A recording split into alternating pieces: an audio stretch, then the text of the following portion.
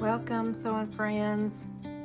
My name is Cynthia and you're watching Mountain Accent Sewing. Today I am sharing my viewer's choice KnowMe ME2076, this pattern here. And it's been a little bit of a slow make, and so I have filmed a little bit on different days and I'm going to piece it together. So it's like a sew with me, not really a true sew along, but I'm going to walk you through my process and piece it together. But before I get into that, I just want to say a huge thank you to everyone that helped me choose this pattern and this fabric. You'll see the dress hanging back there, and that is a Nerida Hansen Lenzing Ecovero, I guess, viscose fabric. And I'll talk a little bit about what I think of the dress at the end. But first, I also want to thank a sewing friend, Lynn. Lynn was so sweet when I shared in my last video the frustration I was having with the interfacing on my latest Donnie shirt. And she was kind enough to send me some lightweight interfacing as long as some other goodies. And this lovely card that Stitch Friends. And it's been so nice having this YouTube channel where I have made so many sewing friends, and I hope that you're one of them. If you watch my channel and you haven't subscribed, I would love for you to subscribe and help my channel grow. But if you just like to pop in every now and then, that's okay too. I appreciate every one of you. So Lynn sent me not only some interfacing, but she sent me a few patterns and some cute sewing labels and some bias binding. And thank you, Lynn, for your kind gift. And I'm going to go through that, and if I don't need it or whatever, she said pass it on, and I'll do that. The sewing labels came in a cute little bag, and there's quite a variety there. The bias binding came in a bag with the interfacing, and this is the Specky Seamstress bias binding. How adorable is that? And then 3 patterns, a So Different pattern, and Wardrobe by Me pattern, as well as Made My Wardrobe. And these are all brand new pattern companies to me, and so thank you, Lynn. So we'll get into sewing this dress, and I'll meet you at the end. I've taken my measurements on ME2076. That's this dress here. And I've figured out, let's see if I can get it to focus, I need to make a size 16 at the shoulders, but I'm going to need to grade out for the full bust. I have more of a C D cup, and this pattern is drafted for a B cup. And instead of doing a full bust adjustment because of it's an odd pattern piece, I'll show you the upper front bodice piece in just a moment. I have decided that I'll need to grade out to determine my size. This is the pattern piece for the front. And here is the finished bust measurements. And if I kept it at a 16, it would be 43 inches. 18 would be 45. And 20 is 47. And my full bust is closer to 42 and a half.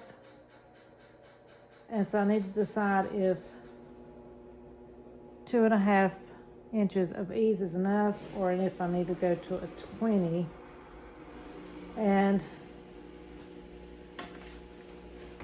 my waist measurements and hip measurements is actually closer to a 22, so I'm going to need to grade out to a 22, so that is going to be a little tricky with it being odd pattern piece, but I believe I can do it. So I think I'm going to go to 16 to 20 inches to the 22 inch and see how this dress makes. And I'm not going to trace it. I am going to cut into it, and hopefully I don't ruin my pattern. Okay, I've just discovered that further down right here is my finished waist measurements. So a 20 inch is 48.5 inches of finished measurements, and a 24 or 22 is 50.5. And I'm thinking I might be able to get away with just doing the grading to the 20 and leaving it 16 to grade to the 20 and leaving it at a 20 to get my finish dress measurements. So wish me luck. I wanted to talk a little bit about the pattern instructions for this KnowMe dress.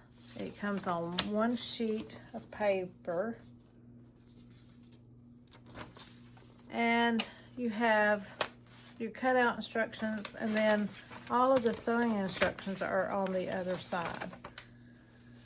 And it has you start by constructing the lower panel of the front, the two panel pieces. However, this pattern also comes with a little sew along. There's a QR code for that.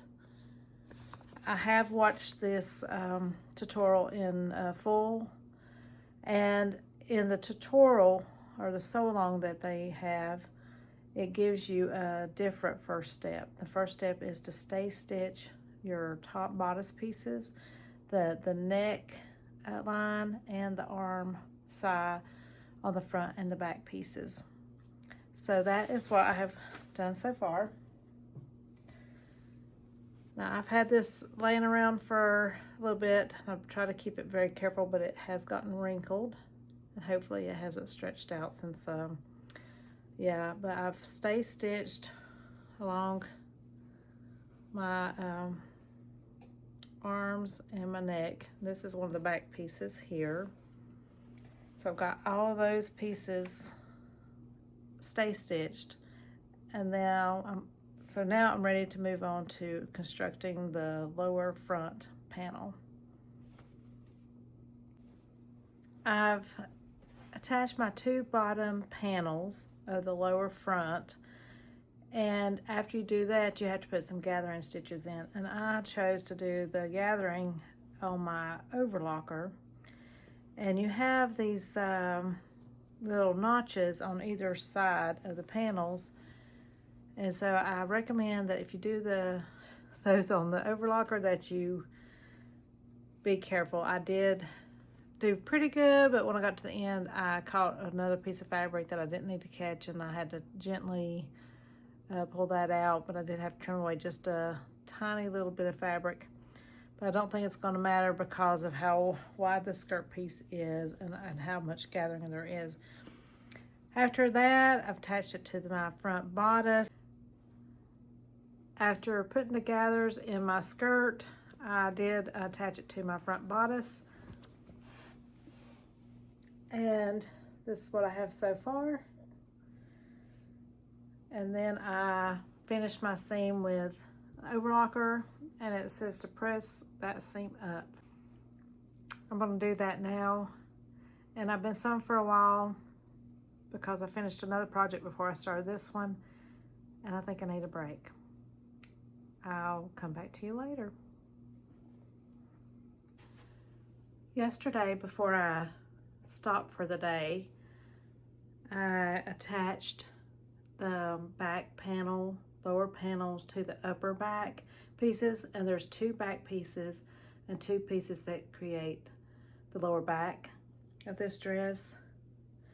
And I've got the back pinned together, and I've noticed that with this Lenzing Ecovero fabric that it works better to use lots of pins. It is a little slippery, but I've sewing it on my baby lock machine with a Microtech 70 needle, and that seems to be working just fine. And I didn't have any like perfectly matching thread, so I actually swapped a thread that came with one of my Think Pink fabrics because I thought it was the best match. And I'm going to use an alternate thread for the other project. But so I'm ready to attach these 2 back pieces together. I'm getting ready to attach the 2 back pieces together using a 5/8 inch seam allowance, and then I'll come back on here and show you what I'm going to do next. Let's see what answers we get to that. I have my facing completed. I'm watching Andrea Beyond the Pink Door, her live. So I've got some interfacing, and I've overlocked my edges, and I'm getting ready to attach it to the dress. I thought I'd give you an update. I've lost a little bit of time because I was busy watching Andrea's live at Beyond the Pink Door, and then I was catching up on some other YouTubers like Izzy at Dizzy Quilts and Sews, and Karen Marie at Made by Karen Marie, and a few others. And yeah, I lost track of time. I was sewing away, but I've got my neckline facing in, and it has you trim it after you sew it, and then you top stitch close to the edge and down at the I guess it's close to 1 inch around the facing. I've also sewn up my side seams, and I have hemmed the dress after I tried it on. And if you recall back when I did my talked about this pattern as being an option, it is a reversible dress. So got the V-neck on this side and the curved neck over on this side.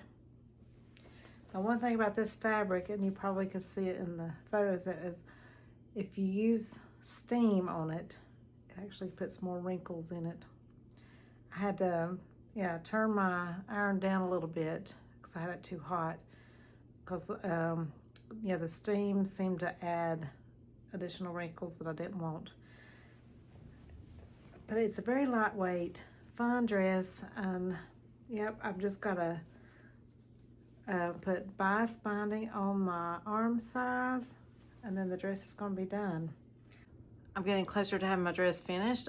All I lack is completing the bias binding on the arms. I'm using this beautiful Specky seamstress binding, and I find that this is the most fiddly bit. I've ironed it, and hopefully I can get it stitched down without making it look bad. Wish me luck. That's the part that I'm the most nervous about. And then I'll have my dress completed because I've already hemmed it. I did do things a little bit out of order, but let's see if I can get this finished and iron it and try it on.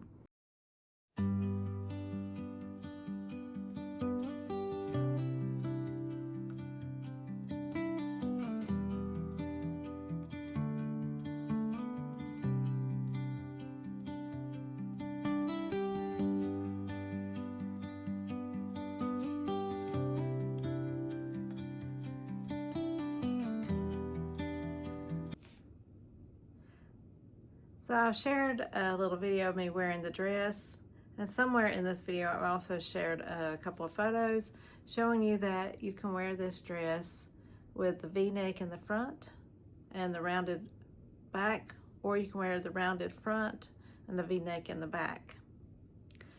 And I think that my preference is the V-neck in the front. But yeah, it's a fun dress. So one side has, the V-neck side has one long gathered section that is created by 2 panels that are sewn together and then with gathers, and then the back is split, and it is one of the back bodice pieces is longer than the other, so you have a shorter gathered piece, and then on the other one it's a shorter bodice with a longer gathered piece, and then you join those together before you hem them. And your front neckline has a facing, but they recommend using bias binding for the armholes. I did share that I used some Specky Seamstress bias binding. It's very pretty, but that is an area where I need to practice more. I'm just not very good with doing bias binding in the armholes. I've done it a few times now, and I feel like I'm getting better each time I do it, but I'm not that great. So what did I think of this pattern? You've seen in the beginning of the video that all the instructions come on one pattern sheet. You'll also see that there is a QR code on the pattern sheet that takes you to a video that is by the designer, and she walks you through how she made one of her versions of this KnowMe dress. Now, my pattern that I bought is the 16 to 24 size range, and there is a smaller size bracket, and I'm not sure what the range is there, but this pattern is still available on Simplicity website, and I believe I've also seen it maybe on Amazon, and you probably can find it some other places. But yeah, her channel name is at Handmade Millennial. So she does a wonderful sew along. And before I constructed this dress, I did watch the video in entirety. And then when I went to make the dress, I kind of skimmed the directions, and then in a couple places I referred back to the video, but it was very simple to follow along. And I have to say, even though it's got a lot of gathers and you've got that V-neck and then you got the arm binding, it's actually a fairly simple construction. The hardest part is doing the neck facing and the binding. Now on my neck facing, I don't know what I did, but I did get it a little too large. I don't know if I stretched it out or what. So I was able to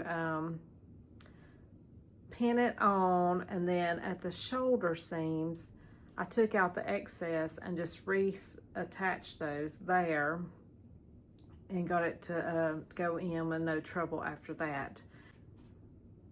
Now on the armholes, then I used the bias binding, and so I sewed it right facing to the right side and then flipped it to the inside and stitched it down.